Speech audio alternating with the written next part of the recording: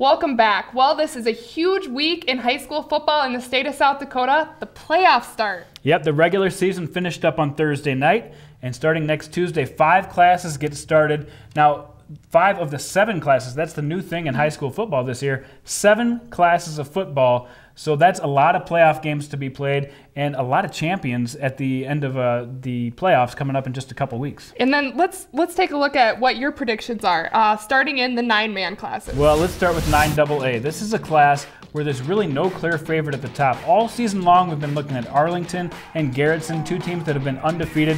Both got knocked off by 9B teams just in the last couple of weeks. So that leaves Dubrook, in my mind, as the team to beat. This is a team on a 7-game winning streak. They won it all last year. They could be the team to watch in 9AA. And then let's take a look at 9A.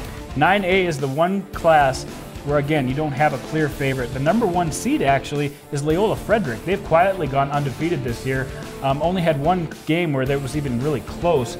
And if you look at the whole field, it's tough to pick out one team that's going to win, but Howard did make it to the title game last year. They're undefeated again. They're probably the favorites in 9A. All right, Jason, now let's take a look at 9B. What are your predictions there? Now, 9B is the smallest class, but they've got some of the best teams in the state. Really, Hamlin and Avon have really shown themselves to be head and shoulders above the rest of this class. But there's also teams like Del St. Mary.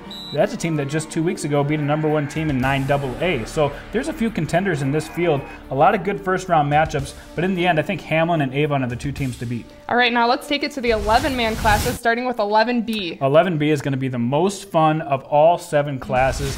There are a lot of powers straight at the top. All season long, it's been Aberdeen-Roncalli number 1 in my power rankings. They haven't lost. They haven't really even played a close game this year, but they've got a tough road to get to the Dome. They've got to go through what might be a second-round matchup with Canton, a team that's thrown up like 4 shutouts in the last 5 weeks. They absolutely took apart West Central. So you talk about contenders in this class, they're loaded. St. Thomas More is only got 1 loss. They're going to be the 2nd seed. Roncalli, you got the defending champs and winner, who are just as good as teams like Canton. Bonham even could come out of nowhere. And Parkson's another team with just 1 loss in this class. Yeah, I traveled West River and saw Winter play, and they looked pretty tough. So I think they might be the team. And that was against a good team, against St. Thomas More that week. They week. sure did. So moving on to 11A. All right, 11A could be a fun one too. We've got West Central, who maybe made a little bit of a hiccup in the middle of the season, but rebounded quite well in the last couple weeks, taking out Del Rapids, and then finishing out the season, just absolutely taking T apart,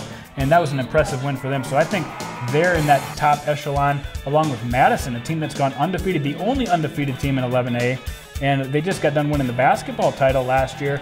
This year, they're looking at maybe a football championship. All right, well, let's move on to 11AA. All right, 11AA plays their first playoff game next Thursday. Now, this is kind of the extra class, the class that got divided from 11AA last year. The smaller schools are playing in this division, and Pierre has really risen to the top. Yeah, they did lose a couple weeks ago to Yankton on the road, but as the number 1 seed, they're going to have home field advantage throughout, and they are the favorites to get back to, or not back to the Dome. They haven't made it to the Dome in quite some time, but different title for them. They're going to be the favorites in this class. Well, we'll see if my alma mater, the Governors, can get it done on Thursday. I think they can. Well, let's move on to AAA. All right, in 11 AAA, this year has not been as deep as some of the past years. We've got 2 of the Sioux Falls schools that have really fallen off. O'Gorman, a perennial contender, didn't even manage to break 500 this year, which is unheard of for them. They only got the 5 seed. They have to travel to Rapid City Central, a team that they just got done playing on Thursday night. They're going to have to go play them again next Thursday. They got a 1-point win last time. So when we're talking about interesting first-round games, that's the one to watch. O'Gorman against Rapid City Central. The rest of them, I mean, it's pretty obvious to me that Sioux Falls Lincoln, Sioux Falls Roosevelt, and Brandon Valley are head and shoulders above the rest of this class. And in the end, it's really Sioux Falls Lincoln and Sioux Falls Roosevelt that I think everybody would be shocked if they don't meet in the Dome when it comes down to it. Now the high school football playoffs in South Dakota begin Tuesday and Thursday of this week, and you can catch all of your high school football updates, highlights, and more Wednesdays at 7:30 on Varsity Sports Now.